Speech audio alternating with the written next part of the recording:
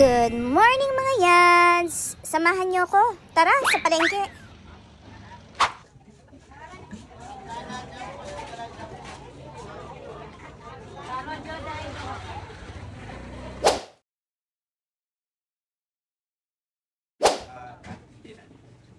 Kapat ng dalawa.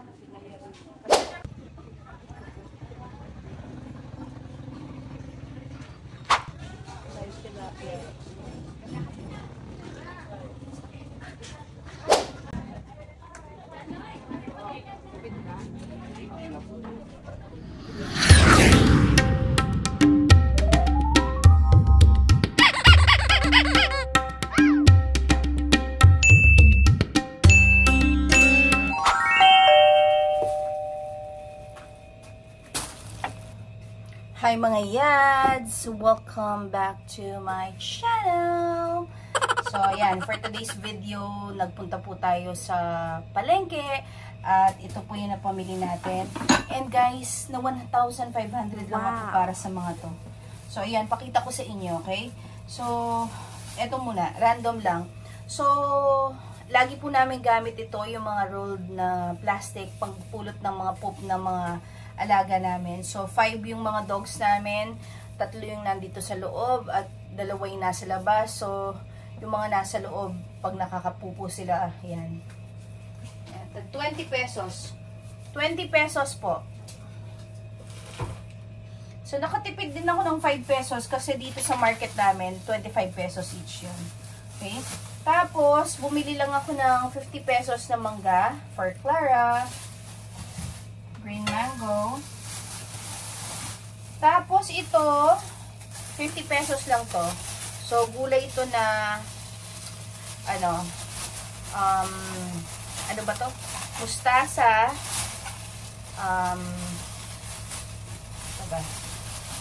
Pechay na marami. Tapos, sili. At saka, labanos. Yan. Kasi mag-ano ko, sinigang na hipon. Yan.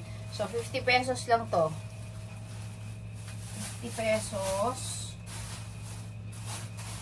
Tapos,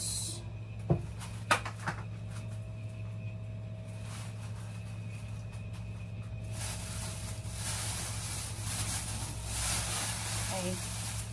Kunain ko muna itong gulay. Ito naman, 35 pesos lang. Okay? So, 25 at saka 10 pesos yung okra. Okay? Kalabasa and okra. 35 pesos. Dito sa karne, 620 kasi 1.5 kilos ng ribs, special cut. So, malaman yan. At saka 1 kilo ng pork chop. Yan. So, hindi ako masyadong maraming karne binili ngayon. At saka hindi ako nag-chicken kasi parang ilang araw na kaming nag-chicken. So, baka lumipad na kami. Pero, eto bumili ako. Kasi sabi ko pa lang na hindi ako mag-chicken. Pero, eto, meron akong binili na Adidas. Yan. Kasi kahapon nagtinola ako. Complete parts. May kalaykay, may pitso, may... Ay, pitso ba? Basta pitso, may legs na yun, tsaka yung thigh, diba? Nagtinola ako, tapos meron pang liver, chicken liver. So, nagustuhan ko, parang nabitin ako sa, sa Adidas. So, ito, bumili ako ng 1 kilo, 120, ia-adobo ko. Yan. Parang ang sarap. Yan, adobo. 120 lang yan. Tapos, malinis na. Tapos, aalisin din nila yung kuko. Tapos, ito nga, ayan, mag-i-shrimp ako. Ayan. Half kilo lang yung binili ko kasi baka hindi na naman maubos. Okay? So, kami lang 4 na mga bata ngayon. So, ayan, mag-i-shrimp tayo or magsisinigang na shrimp tayo. Tapos, ito. So, 1.5 or 2 kilos ba ito? 1.5 lang.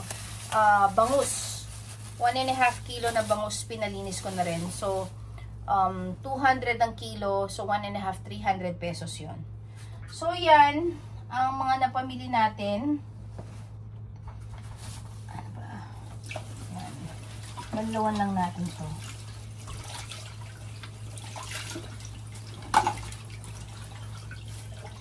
Ayan.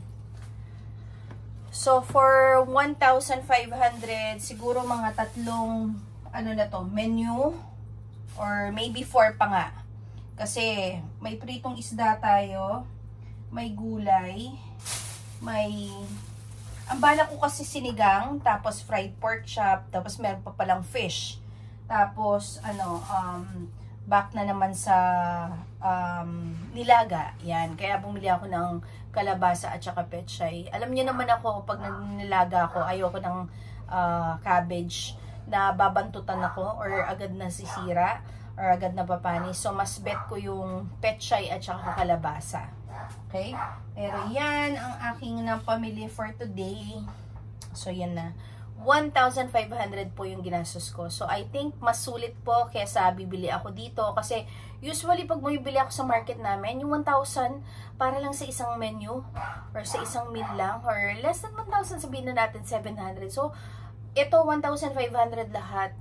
Ewan ko, parang hindi naman nagkakalayo yung price pero parang mas mura pa rin sa public market.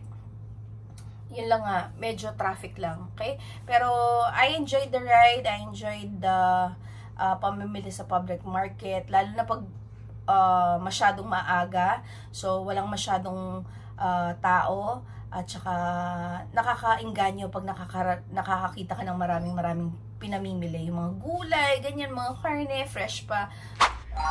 So, eto na mga yads, yung mga napamili natin. Disregard nyo na lang yung mga hugasin kasi tinamid ako kagabi. Hindi ako nakapaghugas.